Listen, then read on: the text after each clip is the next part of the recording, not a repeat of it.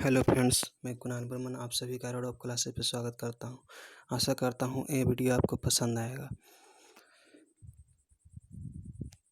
इस वीडियो में हम लोग बात करेंगे मौर्योत्तर काल में जो वंश हुए उसके बारे में बात करेंगे। हमने अशोक के शिलालेख देख लिए थे, अशोक के बारे में देख लिया, मौर्य काल के पूरे बारे में देख लिया। जो हमने देखा कि अशोक के बाद कोई भी उतना बड़ा शासक नहीं हुआ, उतना महान शासक नहीं हुआ जिसे इतिहास में याद रखा जा सके।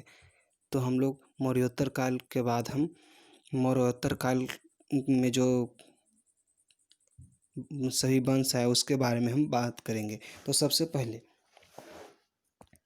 हम बात करेंगे शुंग वंश के बारे में।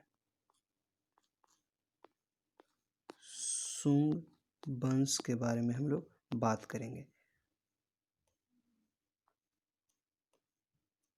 जो शुंग वंश हुआ इसका निर्माता कौन था? तो देखिए, हमने पिछले वीडियो में बात की थी कि बृहद्रथ की हत्या किसने की थी? पुष्यमित्र शुंग ने की थी। किसकी हत्या की थी? बृहद्रथ। और बृहद्रथ कौन था? बृहद्रथ कौन था? मौर्य वंश का अंतिम शासक था। ठीक है, बृहद्रथ। इसकी हत्या किसने की? पुष्यमित्र शुंग ने। पुष्यमित्र शुंग ने बृहद्रथ की हत्या की और किस वंश का स्थापना किया? शुंग वंश का स्थापना किया।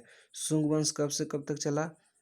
तो 185 से लेकर 75 ईसा पूर्व तक चला। कौन? शुंग वंश। ठीक है, 185 से लेकर 75 ईसा पूर्व तक चला, लगभग 110 साल। ठीक है, लगभग 110 साल तक चला। अब हम आगे बात करते हैं पुष्यमित्र शुंग, जो शुंग वंश के संस्थापक थे। इनको और किन किन नामों से जाना जाता है?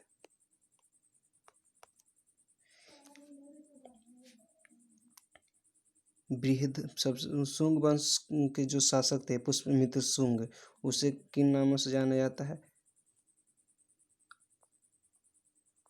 औदी निज। औदी निज कहा जाता है। औदी निज कहा जाता है। क्यों? क्योंकि बहुत कम समय में एक अपनी बहुत बड़े साम्राज्य की स्थापना कर ली। औदी निज की संज्ञा दी जाती है किसे? पुष्यमित्र शुंग को। और बृहद्रथ जो थे इनको किस नाम से जाना जाता है? इनको नाम दिया जाता है प्रज्ञा दुर्बल। प्रज्ञा दुर्बल, एक दुर्बल शासक थे। ठीक है, प्रज्ञा दुर्बल, एक दुर्बल शासक जो अपनी रक्षा स्वयं नहीं कर पाए। ठीक है, इसके कारण इनको क्या कहा गया? प्रज्ञा दुर्बल की संज्ञा दी गई। और शुंग वंश के जो संस्थापक थे पुष्यमित्र शुंग, उनको किसका नाम दिया गया? औदी निज नाम दिया गया। ठीक है, इसके बारे में हमको हर स्रोत से प्राप्त पता चलता है। तो इसका स्रोत क्या था? तो सबसे पहले बात करेंगे साहित्यिक स्रोत के बारे में। साहित्यिक स्रोत के बारे में, तो जो साहित्यिक स्रोत है ये है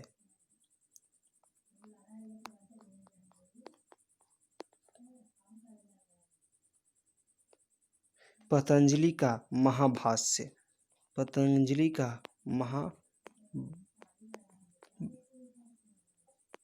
पतंजलि का महाभाष्य जो पुस्तक है उससे हमको पता चलता है शुंग वंश के बारे में, पुष्यमित्र शुंग के बारे में। इसके साथ ही साथ जो कालिदास का है,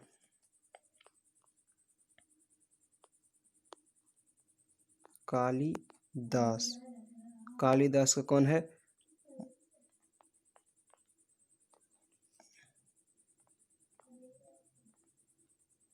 मालविकाग्नि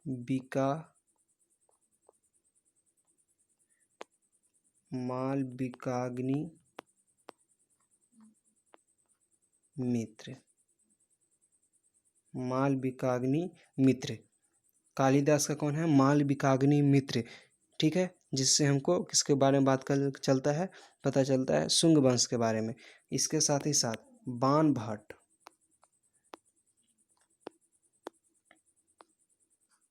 बाणभट्ट का जो पुस्तक है हर्ष चरित्र, इसके बारे में पता चलता है हमको, शुंग वंश के बारे में पता चलता है। ठीक है, इसके साथ ही साथ लामा तारानाथ जो एक बौद्ध भिक्षु थे, लामा तारानाथ बौद्ध जो थे, क्या थे? बौद्ध भिक्षु थे। ठीक है, बौद्ध भिक्षु थे, इनके द्वारा भी पता चलता है शुंग वंश के बारे में। ठीक है, और इसके साथ ही साथ ये तो साहित्यिक स्रोत हो गया। अब जो लिखा हुआ स्रोत है, पुरातात्विक स्रोत है। ठीक है, उसमें कहाँ मिल क्या है? धनदेव का अयोध्या अभिलेख, अयोध्या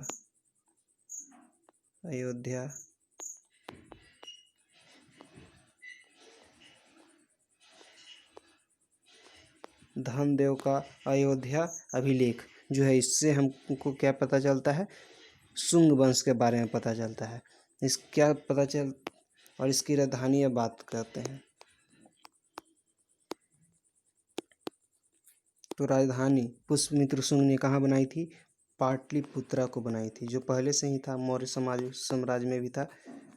पाटलिपुत्र पर कौन शासन करते थे? पाटलिपुत्र पर बात करें तो कौन करेंगे?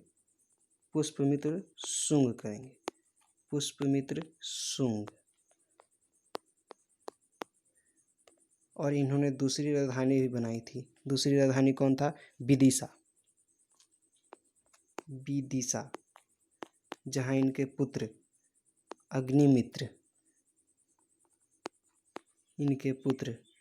अग्निमित्र शासन करते थे। विदिशा को राजधानी बनाई, दूसरी राजधानी जहाँ कौन करते थे? अग्निमित्र शासन करते थे। ठीक है, इतना हम बात फिर से दोहरा देते हैं। आपका साहित्यिक स्रोत के बारे में पता चला। साहित्यिक स्रोत कौन कौन? पतंजलि का महाभाष्य, कालिदास का मालविका का अग्निमित्र, बाणभट्ट का हर्ष चरित्र, लामा तारानाथ बौद्ध थे, उनके द्वारा इसका पता चलता है। साथ ही साथ धनदेव का अयोध्या शिलालेख से इसका पता चलता है। इन्होंने राजधानी कहाँ बनाई? तो राजधानी पाटलिपुत्र में बनाई, जहाँ खुद पुष्यमित्र शुंग शासन करते थे। और दूसरी राजधानी विदिशा, अवंती जो था, उसके बनाई, जहाँ कौन शासन करते थे? उनके पुत्र जो अग्निमित्र थे वो शासन करते थे। अब आगे बात करते हैं। इन्होंने 2 बार अश्वमेध यज्ञ करवाए।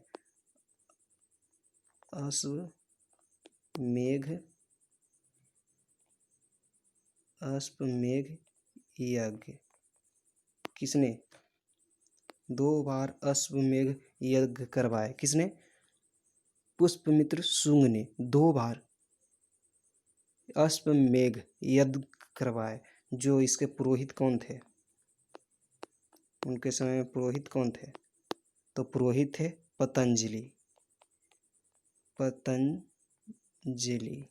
ठीक है, पतंजलि के द्वारा करवाया गया था अश्वमेध यज्ञ, जो किसके शासनकाल में हुआ?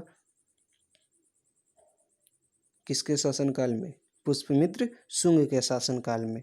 ठीक है, जो ये काल रहा शुंग वंश का काल को किन किन नामों से जाना जाता है? शुंग वंश का काल को भागवत या वैदिक पुनर्जागरण का काल कहा जाता है। पुनर्जागरण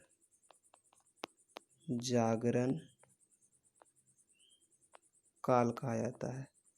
ठीक है, भागवत या पुनर्जागरण काल कहा जाता है किसे? शुंग वंश, जो शुंग वंश का काल हुआ उसको। ठीक है, इसके साथ ही साथ इसको और किस नाम से जाना जाता है? इसको वैदिक प्रतिक्रिया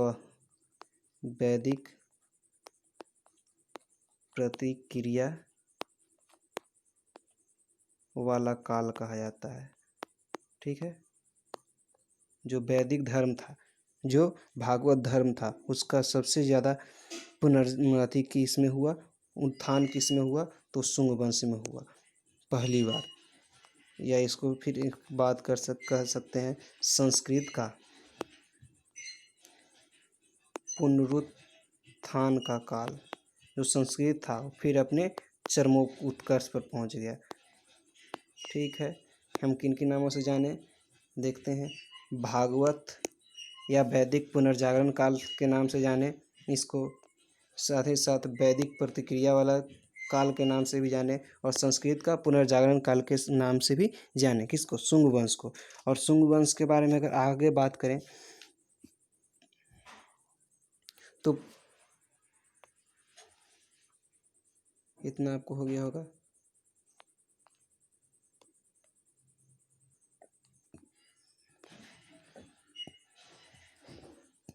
जो मनु थे, मनु आपको पता है, मनुस्मृति के लेखक, मनुस्मृति की रचना की थी मनु ने।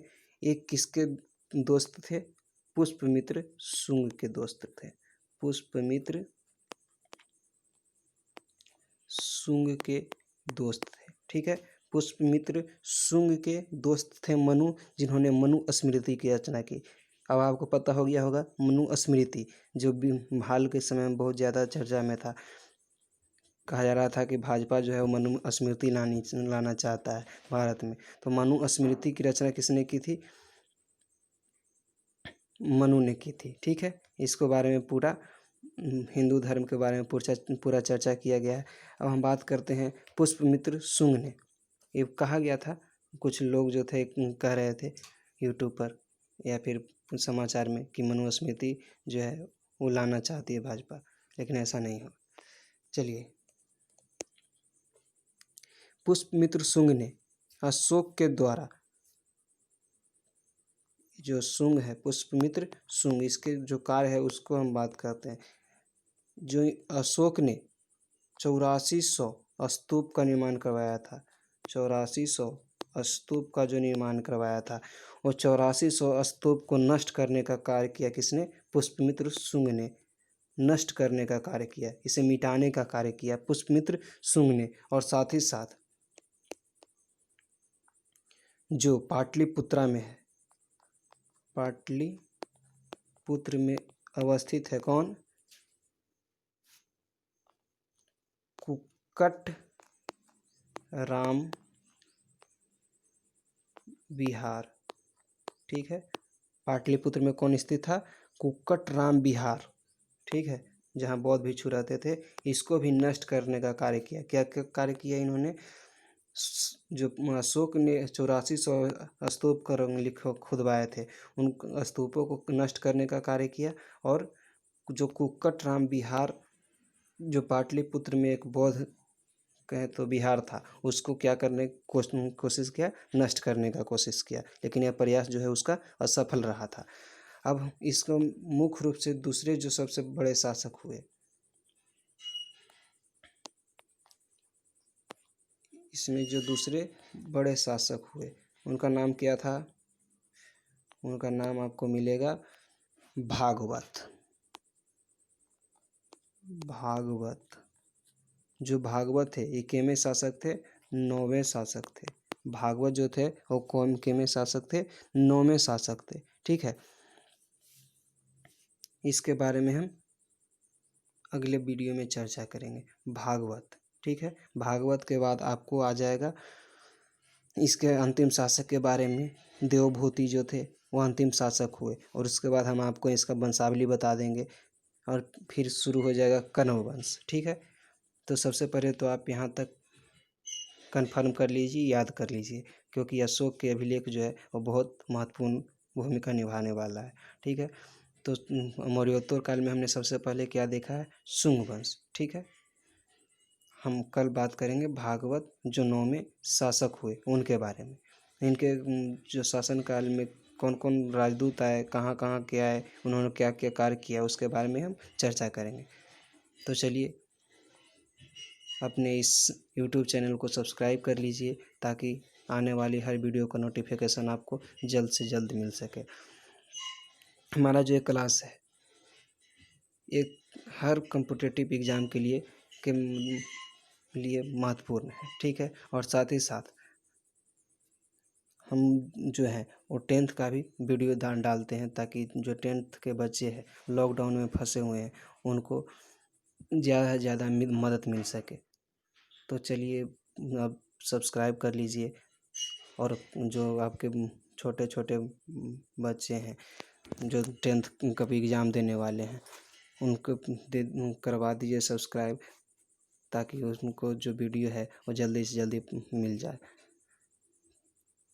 Thanks for watching.